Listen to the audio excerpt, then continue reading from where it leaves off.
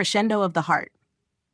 The warm glow of sunset filtered through the expansive windows of the conservatory, casting long shadows across the polished wooden floor. Melody's fingers danced across the keys of the grand piano, coaxing out the final notes of a complex sonata. As the last chord faded, she heard a familiar slow clap from behind her. "Bravo, Mel. You finally nailed that tricky passage," said Alex, his rich baritone sending a shiver down her spine, a sensation she'd been noticing more and more lately. Melody turned on the bench, a grin spreading across her face. "Couldn't have done it without my ever-patient tutor," she replied, patting the spot next to her. Alex crossed the room, his tall frame moving with the easy grace of a longtime dancer.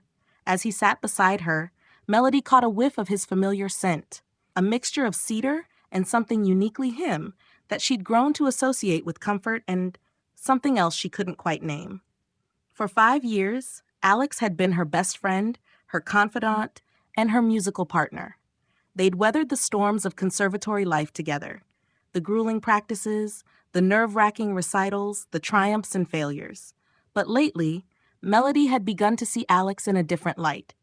The way the fading sunlight caught his dark curls, the intensity in his deep brown eyes as he focused on a difficult piece, the strength in his hands as they coaxed beautiful melodies from the instruments they played, it all affected her in ways she'd never experienced before.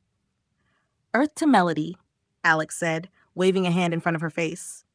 "Where'd you go just now?" Melody blinked, feeling a blush creep up her cheeks. "Sorry, just thinking about how far we've come since that first disastrous piano lesson." Alex laughed, the sound rich and warm. "You mean when you nearly took my eye out with a flying pencil?" "Hey, I said I was sorry," Melody protested, playfully shoving his shoulder. As her hand made contact, she felt that now familiar jolt of electricity. To her surprise, Alex caught her hand before she could pull it away. "Mel?" he said softly, his expression suddenly serious. "There's something I need to tell you." Melody's heart began to race. "What is it?" she asked, barely above a whisper. Alex took a deep breath. "I've been offered a position with the London Symphony Orchestra." The words hit Melody like a physical blow. "Oh," she managed, trying to keep the devastation out of her voice. "Alex, that's amazing. Congratulations."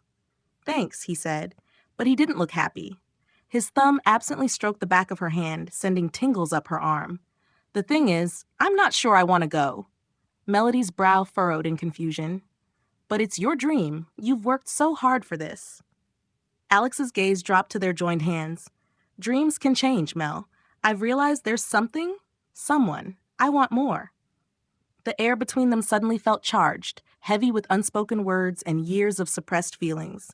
Melody's breath caught in her throat as Alex's eyes met hers once more, filled with an intensity that made her heart skip a beat. "Alex," she breathed, hardly daring to hope. He reached up, gently tucking a stray lock of hair behind her ear. His hand lingered, cupping her cheek. "I think I've been falling in love with you for years, Melody. I was just too scared to admit it." Time seemed to stand still as Melody processed his words.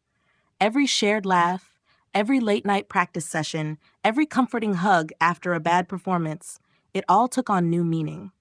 The nameless feeling she'd been grappling with suddenly crystallized into perfect clarity. "I love you too," she whispered, her voice thick with emotion. "God, Alex, I love you so much."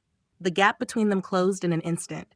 Their lips met in a kiss that was both achingly tender and blazing with passion.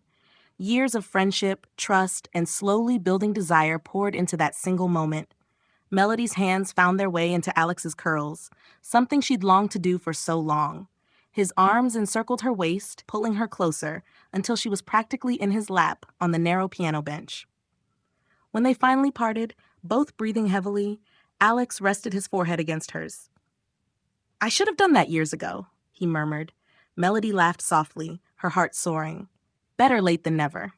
As the last rays of sunlight faded, giving way to the soft glow of twilight, Alex and Melody remained entwined. They traded soft kisses and gentle caresses, relearning each other through this new, intoxicating lens of romantic love. Their hands, so accustomed to creating music together, now explored with reverent touch the curve of a cheek, the line of a jaw, the sensitive spot at the nape of a neck. Each caress was like a note in a new composition, building slowly towards a crescendo of sensation and emotion. As night fell, they reluctantly parted, both keenly aware of the shift in their relationship and the possibilities that lay ahead. "Stay," Melody said, her voice husky with desire and something deeper, a need for closeness that went beyond the physical. Alex's response was to pull her close once more, capturing her lips in a kiss that held the promise of the night to come. As they made their way out of the conservatory, hands intertwined, Melody knew that whatever the future held, whether in London or anywhere else in the world, they would face it together, their love a symphony still unfolding.